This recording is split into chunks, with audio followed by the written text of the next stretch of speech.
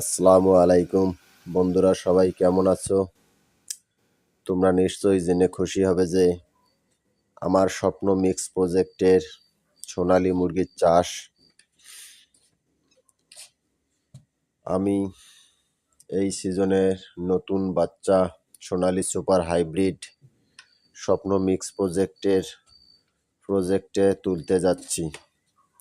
আপনারা সবাই দোয়া করবেন। এবং প্রিয় দর্শক, আসসালামু আলাইকুম।